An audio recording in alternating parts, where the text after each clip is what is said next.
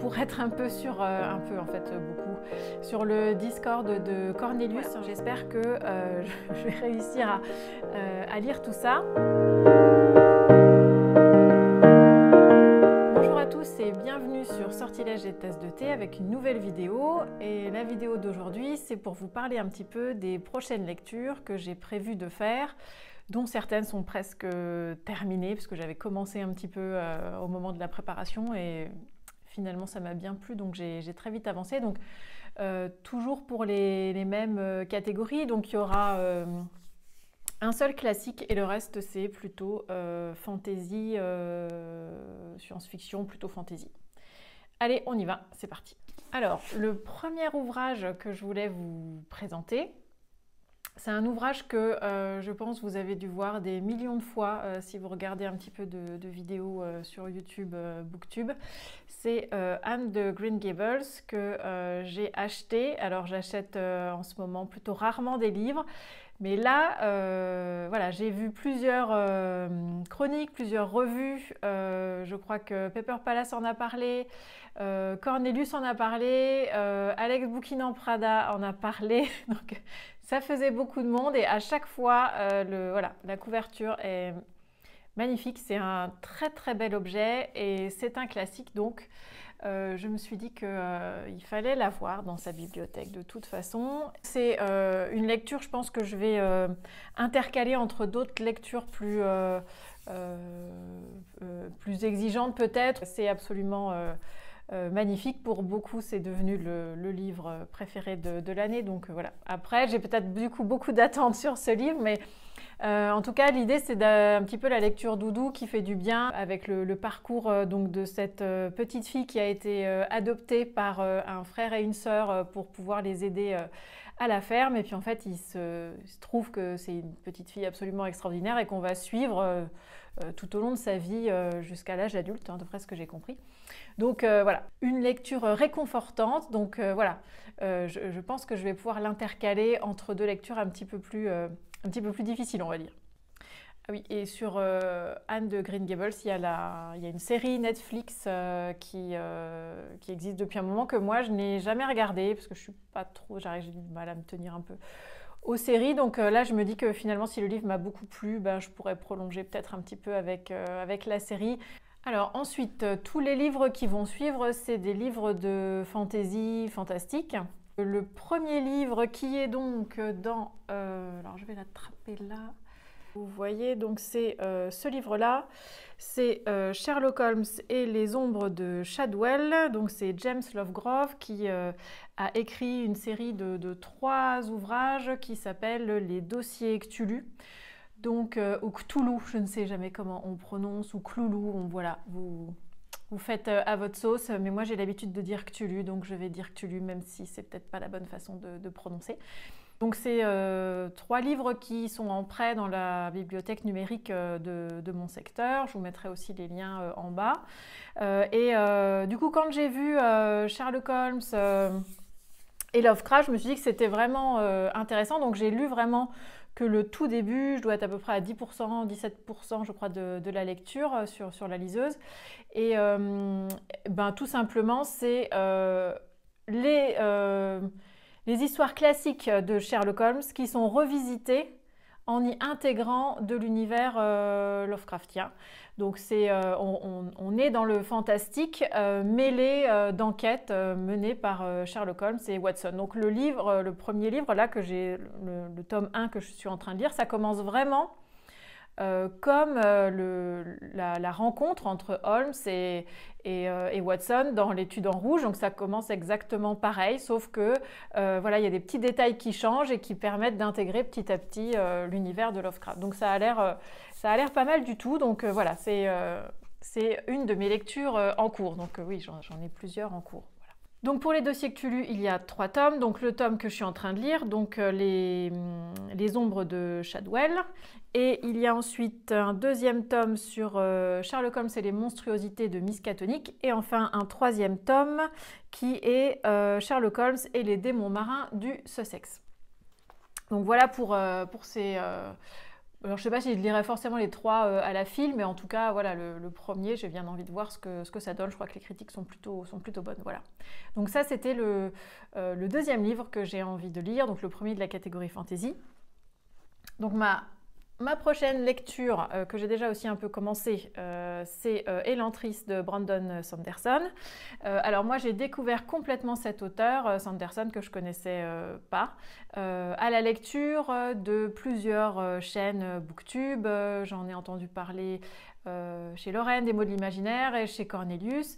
Et c'est en suivant la lecture commune de Dune, justement, de la chaîne de Cornelius, que donc j'ai suivi la lecture commune en allant sur le Discord qu'il a ouvert notamment pour partager nos impressions sur la lecture commune. Et donc là, il y a une communauté assez impressionnante de personnes qui lisent beaucoup de fantasy. Et donc il y a des clans comme ça, et donc il y a un clan Sanderson qui parle beaucoup de cet univers, de cet auteur qui apparemment est vraiment incroyable, avec des gens qui ont l'air d'aimer vraiment beaucoup son univers. Donc comme moi j'en ai lu aucun, j'ai demandé conseil, et donc on m'a conseillé de commencer par celui-ci qui est en un seul tome, parce que sinon, bon déjà c'est pas... Il n'est pas tout petit, hein, mais les autres livres sont encore plus volumineux et dans des grandes trilogies, etc. Donc c'est pas forcément évident de savoir si on rentre un peu dans l'univers ou pas, si on accroche ou pas. Donc voilà, je commence par celui-ci. Et puis ensuite, on verra si j'ai envie d'aller un peu plus avant dans l'univers de Sanderson. Voilà, donc pour l'instant, enfin, je suis vraiment dans les débuts. Ça se lit vraiment bien, c'est pas du tout difficile de s'immerger. Donc là, moi, ce que j'en ai compris pour l'instant, c'est que donc Elantris, c'est une cité d'un monde imaginaire, on est bien dans la fantaisie, une cité tout à fait particulière qui est peuplée de personnes qui sont dotées de pouvoirs importants et qui sont quasiment immortelles, qui sont un peu touchés par la grâce, un peu comme des élus, voilà, qui se réveillent un matin avec des capacités particulières et qui donc vont dans cette cité, Elantris. Et il se trouve que cette destinée plutôt incroyable s'est complètement retournée, et ceux qui étaient des élus sont devenus des maudits, puisque là, ce qui en faisait des immortels et des gens absolument extraordinaires, en fait maintenant c'est l'inverse, on se réveille un matin en étant avec des marbrures sur la peau, avec voilà, des stigmates qui sont tout à fait révélateurs de l'appartenance à cette communauté de personnes, donc, qui maintenant sont plutôt enfermés comme des pestiférés à l'intérieur de l'enceinte, voilà, un peu comme des morts-vivants.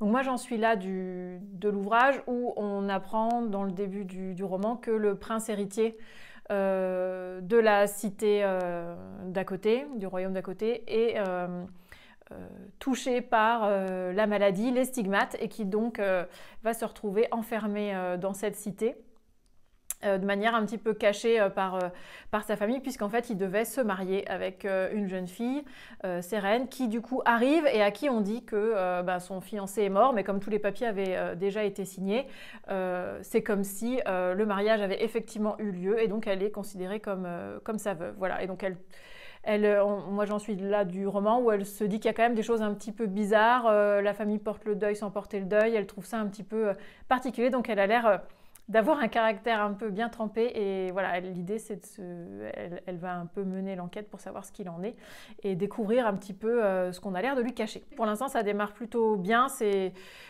très facile à lire, et l'univers a l'air déjà intéressant. Voilà. Donc je vais poursuivre la lecture là-dessus. Alors ensuite, l'autre livre que je lis sur ma liseuse, mais que en fait j'ai quasiment fini, j'en suis à 85%, c'est le premier tome des Livres de la Terre fracturée, la 5e saison. Donc pareil, c'est un livre dont j'avais entendu parler la première fois sur la chaîne de Cornelius, et puis je crois que l'Olifant aussi en a parlé comme étant un livre qu'elle voulait lire. Donc juste après la lecture de Dune que j'ai terminé, j'ai voulu commencer celui-ci, et effectivement je l'ai lu très très vite parce que on rentre assez vite dans l'histoire, alors qui est une histoire quand même assez difficile. C'est-à-dire c'est pas une lecture très très gaie, on va dire ça. Donc la 5e saison, c'est pour moi un ouvrage de science-fiction. Donc je crois que l'auteur voudrait plutôt être classé en fantasy. Donc voilà, l'un ou l'autre. Moi j'avoue que je pencherais plutôt pour le côté de la science-fiction. C'est un univers donc assez noir, assez dur, dans lequel on a plusieurs catégories de population avec des caractéristiques particulières et aussi toute une religion, c'est-à-dire une spiritualité qui essaye d'expliquer les événements qui arrivent à ce monde. Donc c'est un monde, un empire dans lequel en fait la Terre connaît des phénomènes environnementaux brutaux comme des secousses, des tsunamis, des tremblements de terre, des éruptions volcaniques, etc. Et donc la population, très régulièrement, à chaque saison, ce que eux ils appellent une saison, ça veut dire le moment où la vie va devenir absolument terrible. D'ailleurs, c'est pas de la vie, c'est de la survie, où en fait les villes qu'on appelle des coms vont devoir se recroqueviller sur elles-mêmes et vivre de leurs réserves, puisqu'en fait la vie ne sera plus possible, c'est-à-dire qu'il va faire froid, il va faire nuit, on ne pourra plus récolter, il y aura des pluies de cendres, ils vont devoir porter des masques pour pouvoir respirer, etc. Et donc régulièrement, la population s'attend à une nouvelle saison. Donc là, on est dans le commencement de la 5e saison qui commence au tout début du livre par des phénomènes donc, qui vont aller, on s'y attend, en s'amplifiant. Donc les villes qui ont déjà été touchées par les secousses, par les tremblements de terre, par les craquements, etc., et qui ont été détruites, on commence déjà à avoir des mouvements de population, etc., qui vont essayer de se diriger vers des endroits un peu moins hostiles, tout en sachant que de toute façon, ce sera temporaire, puisque ils vont devoir tous subir cette fameuse saison terrible à vivre pour chacun d'entre eux.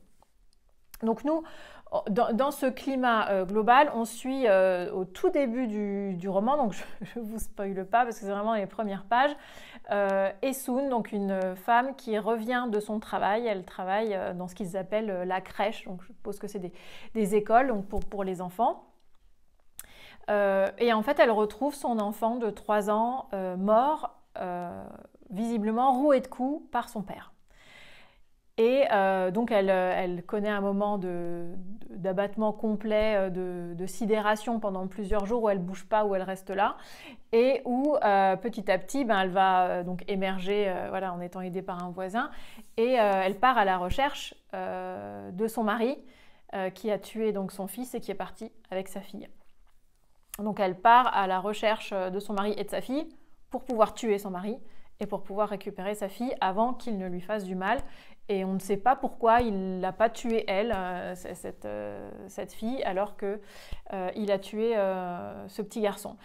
Alors ce petit garçon, il a une particularité, tout comme sa mère, qu'elle n'avait jamais dit à personne. Donc en fait, elle fait partie d'une catégorie de population de ce monde-là qu'on appelle les orogènes.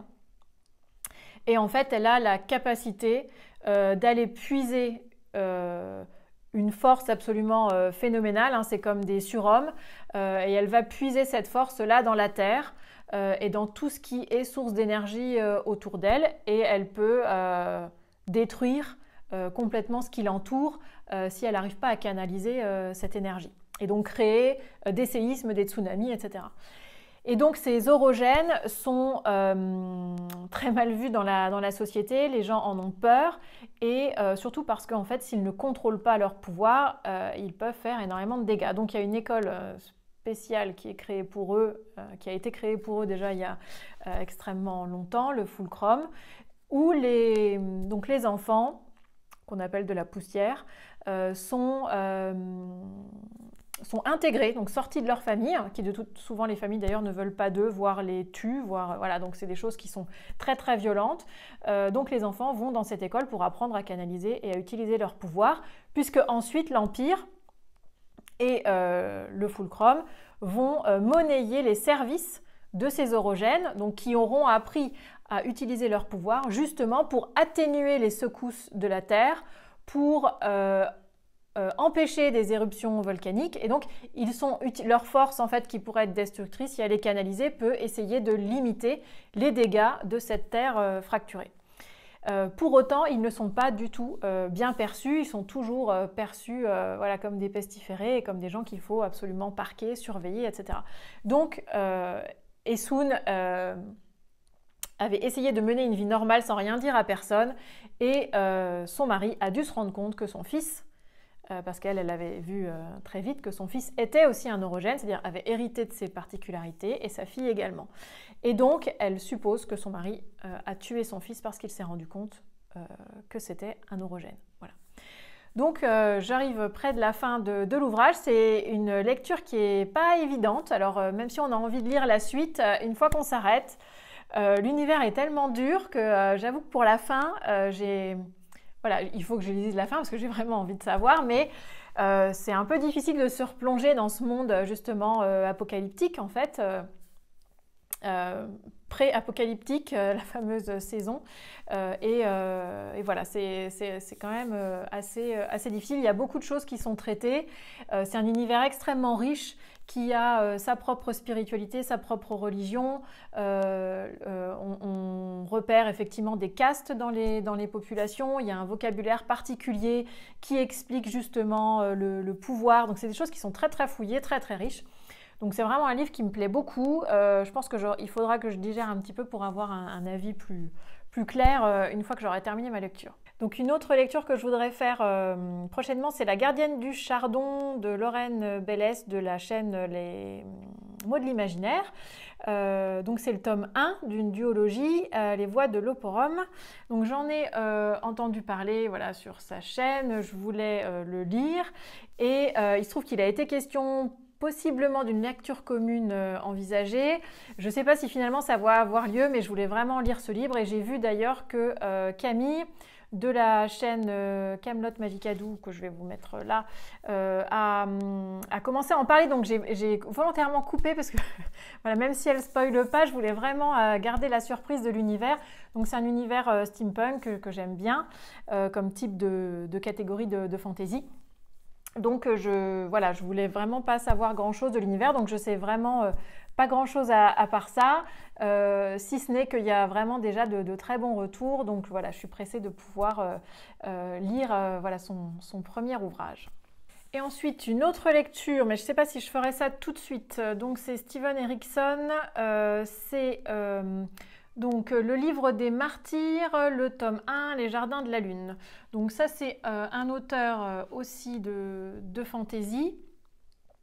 Mais là j'avoue que c'est une lecture qui me faisait un petit peu peur parce que apparemment c'est vraiment complexe. Donc c'est de la dark fantasy je pense avec donc on est plongé dans un empire en guerre si j'ai bien compris avec des stratégies politiques, des combats etc.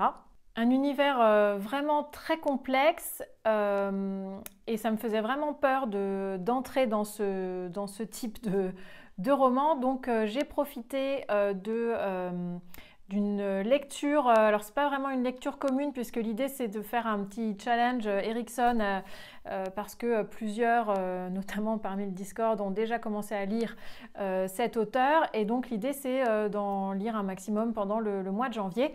Donc c'est Camille de la chaîne Camelot Magicadou, donc je vous mettrai juste au-dessus dans le i, qui propose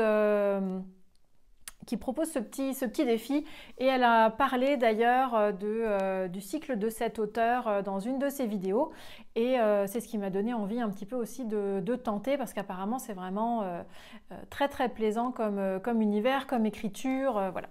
Donc voilà pour les lectures que je compte faire dans les mois qui viennent et voilà, j'espère que ça vous aura plu, que ça vous aura donné éventuellement des idées ou de découvrir des choses que vous ne connaissiez peut-être pas.